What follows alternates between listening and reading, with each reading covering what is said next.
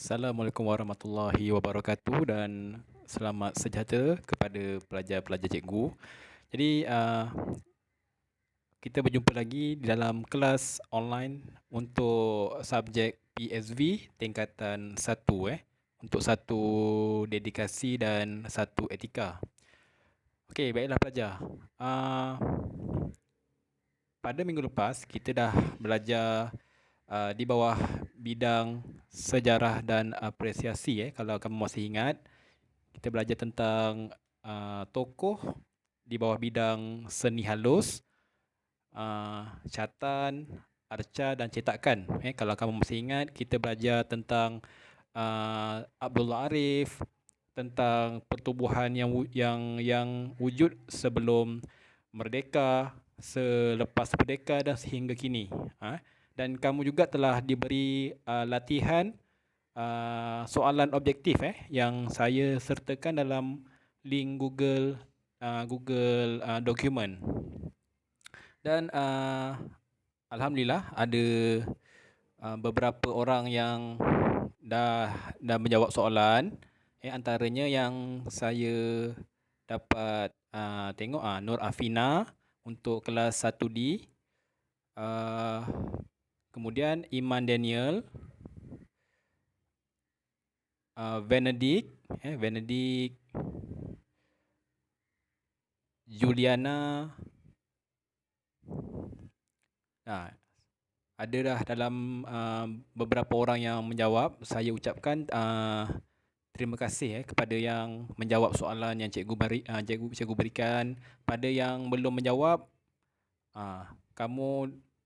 saya harap kamu dapat pergi ke grup, kemudian kamu jawab soalan yang cikgu bagi tu. Kalau kamu buka grup, ada saya sertakan link tugasan. Kamu buatlah tugasan yang saya dah berikan tu. Jadi untuk hari ni kita nak masuk tajuk baru.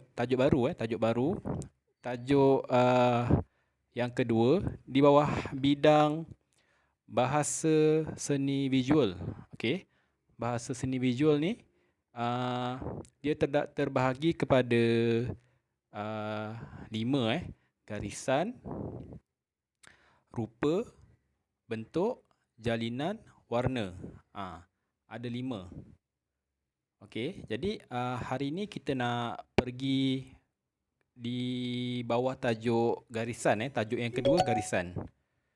Okey, jadi pelajar, apa maksud garisan? Okey, garisan ni secara mudah nak faham dia adalah objek ataupun garisan ni bermula daripada satu titik ke satu titik. Sambungan daripada satu titik ke satu titik yang lain. Kalau kamu buka muka surat 23 pada buku teks online tu, okey, garisan adalah kesan titik yang bergerak menggunakan sesuatu alat. Alatnya apa? Contoh, menggunakan pensel, menggunakan pen, apa-apa media lah. Sama ada media kering seperti pen, pensel, marker pen, ataupun media basah. Media basah tu apa?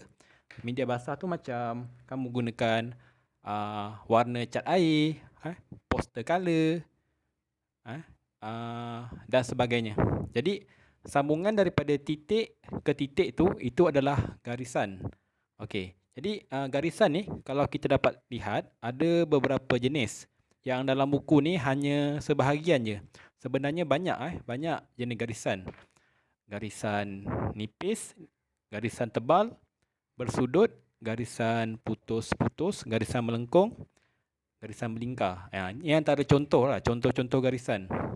Kalau kamu tengok pada persekitaran kamu, contohlah pada diri kamu sendiri, banyak sifat-sifat garisan. Contoh pada rambut kamu. Pada rambut kamu ni, ini adalah contoh garisan alam, garisan daripada benda yang ciptaan Tuhan lah kan. Rambut, contoh pada ni tapak tangan kamu ni, kalau kamu dapat tengok, ada banyak garisan-garisan. Tengok ni urat-urat, urat-urat pada tangan. Ini pun contoh garisan. Ni garisan nyata lah, garisan yang kita dapat sentuh, yang kita dapat lihat. Contoh lain apa? Contoh lain pada kamu dapat tengok pada pokok, pada daun. Kalau kamu dapat tengok daun, ada juga unsur garisan pada urat daun, pada kelopak, pada batang pokok, pada ranting dahan. Banyak unsur garisan. Lagi kamu dapat tengok pada mana? Pada haiwan, kucing, bulu kucing. Bulu kucing juga menggunakan unsur garisan. Pada bulu dia kan, bulu-bulu yang berserabut itu pun sifat garisan. Okey. Cuma kamu nak kena tahulah pada objek tu apa jenis garisan yang digunakan. Contoh tadi pada rambut kita. Rambut kita menggunakan garisan jenis mana? Garisan jenis nipis. Garisan jenis berpintal, melengkung, berlingkar. Contohnya pada bahagian alam semula jadi, contohnya kita ambil contoh pada badan siput. Pada badan siput, kalau kamu dapat tengok, dia menggunakan garisan jenis jenis berlingkar kan, jenis berlingkar, macam contoh kat atas ni. Itu salah satu contoh. Dan banyak lagi lah kalau kamu dapat tengok pada persekitaran kamu, banyak contoh-contoh garisan. Okey, jadi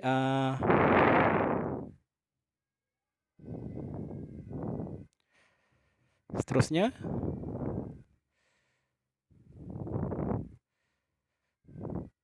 pada objek buatan manusia. Buatan manusia ni contoh pada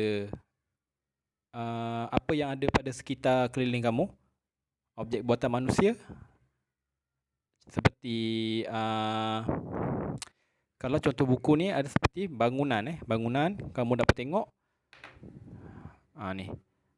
Ni bangunan apa namanya ni? Bangunan berkembar Petronas, KLCC. Ini pun menggunakan aplikasi garisan. Garisan apa yang digunakan? Garisan melengkung, garisan menegak, garisan melintang. Pada pagar rumah menggunakan garisan dia gunakan garisan menegak, garisan melintang. Pada contoh lain, ni landasan kereta api menggunakan garisan melintang dan menegak. Okey. Pada karya seni ni contoh pada hasil lukisan yang terdapat yang dihasilkan oleh tokoh-tokoh ataupun apa-apa jenis karya. Contoh pada logo Kementerian Pendidikan ni.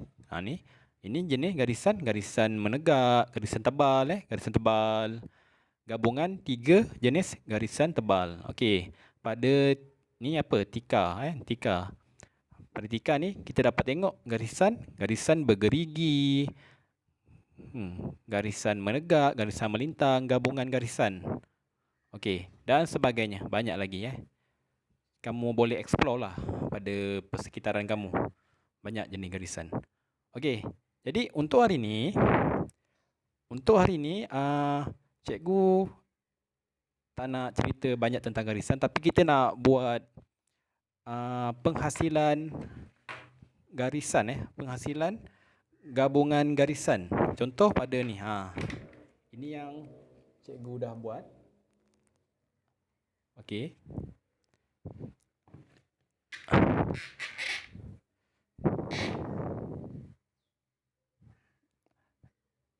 Okey, jadi cikgu akan tunjukkan contoh penghasilan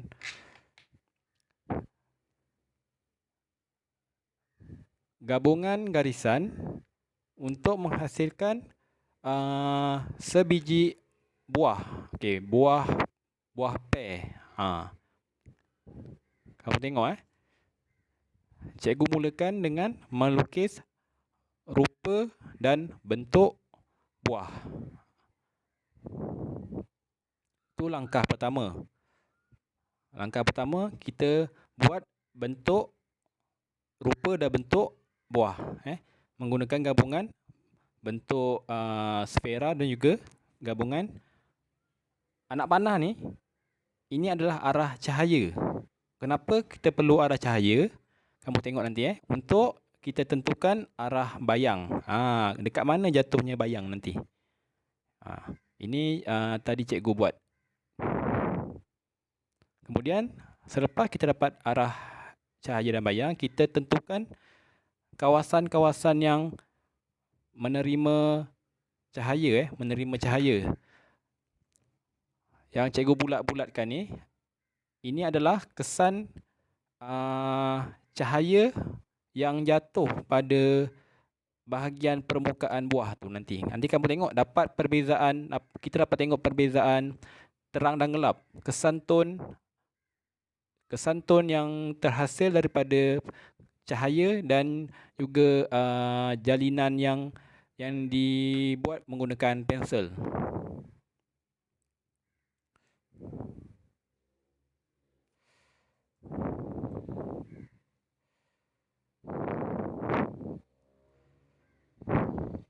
Okey.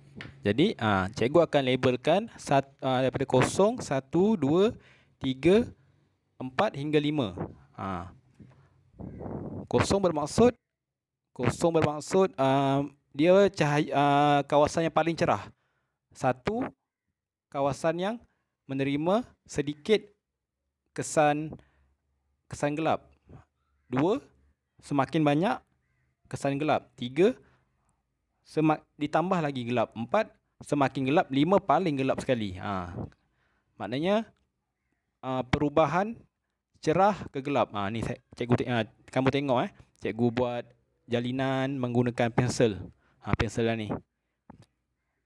Pensel yang cikgu gunakan adalah pensel mechanical 2B.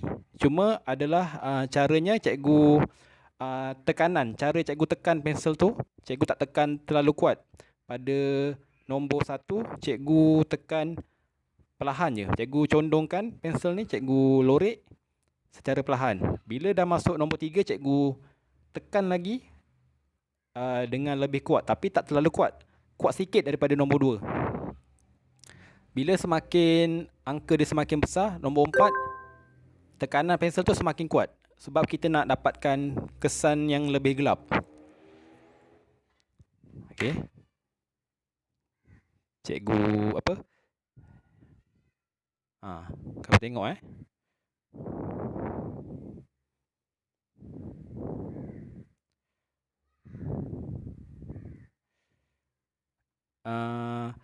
cara cikgu lorek tu condong ke tepi kamu tengok.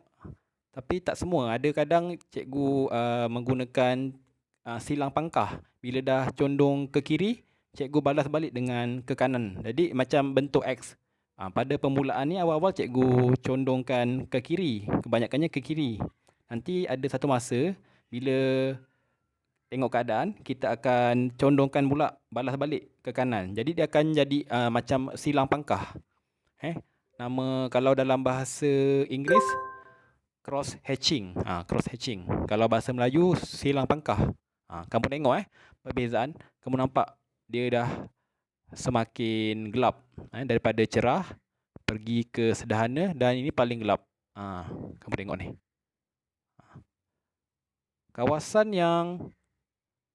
Kawasan awal-awal ni, awal yang menerima cahaya ni dia cerah. Bila dah terlindung yang ni, dia dah jadi gelap.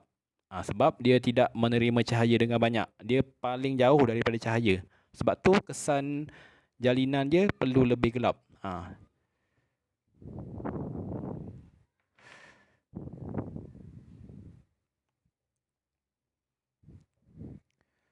Ini tak lama pun senang. Di cara teknik ni mudah dan penghasilannya mengambil masa dalam tempoh 20 minit.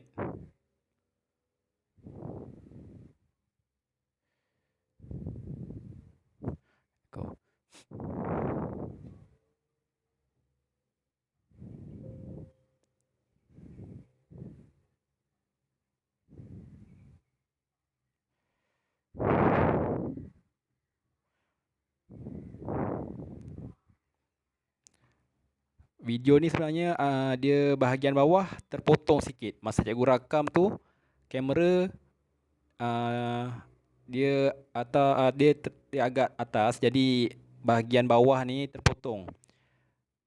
Gambar dia nanti cikgu share yang dah siap macam mana bentuk sebenarnya. Jadi nanti kamu boleh tengok dan kamu boleh tiru kaedah garisan untuk menghasilkan jalinan pada objek buah ni. Dan cara tekanan pensel tu daripada bahagian cerah ke gelap. Cikgu tandakan daripada 0, 1, 2, 3, 4 hingga 5. 0 bermaksud, cikgu ulang balik, 0 bermaksud paling cerah, tak menerima sebarang kesan pensel. 1, kita letakkan sedikit saja tekanan dia, jangan terlalu gelap. 2, tambah sedikit tekanan, gelap sikit. 3, semakin gelap. 4, semakin gelap. 5, paling gelap sekali, paling gelap. Maknanya tekanan pensel tu dah kuat, dah semakin kuat. Kamu dapat tengok pada contoh yang cikgu buat ni. Cikgu, ini pada bahagian sini cikgu dah mula lorekkan sebelah kiri ke kanan. Kalau tadi awal-awal daripada kanan ke kiri kan, ini dah jadi kiri ke kanan, seperti cross hatching, silang pangkah. Tak apa, nanti kalau kamu kurang faham, kamu boleh tanya saya, boleh message dalam grup ataupun boleh tanya saya secara personal. InsyaAllah kalau saya sempat, saya akan reply kamu punya message. Mudah je ni, tak susah pun. Yang penting kamu tahu arah cahaya, kawasan yang perlu cerah, gelap, sederhana dan gelap. Ni cikgu dah mula letakkan tekanan hitam untuk buatkan line pada bentuk, nak nampakkan bentuk buah tu.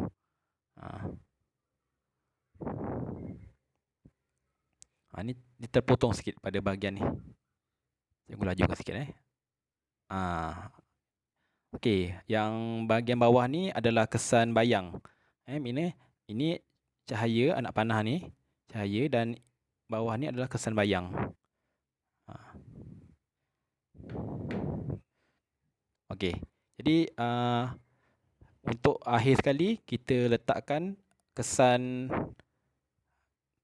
pensel, kesan jalinan pada bahagian ini pada bahagian tangkai buah tu. Okey, jadi ini adalah tugasan yang kamu perlu buat untuk hari ini. Cikgu bagi masa kamu seminggu lah. Tak perlu rushing. Cikgu pun tahu kamu banyak tugasan daripada subjek lain. Jadi kamu buat, ambil masa, tak apa, buat perlahan-lahan. Try and error. Kalau tak jadi, sekali, boleh try lagi sehinggalah dia dapat dapat bentuk yang sempurna, macam yang contoh yang cikgu buat tu. Jadi pelajar, itu saja untuk hari ini. Jika kamu ada sebarang masalah ataupun kamu tak faham, boleh tanya cikgu, boleh message cikgu. Jadi nanti cikgu akan tunjukkan contoh gambar yang dah siap dan juga nombor bagi setiap jalinan yang ada pada objek tu nanti. Okey, jadi itu saja untuk hari ini. Kita berjumpa lagi pada kelas yang berikutnya. Okey, assalamualaikum warahmatullahi wabarakatuh.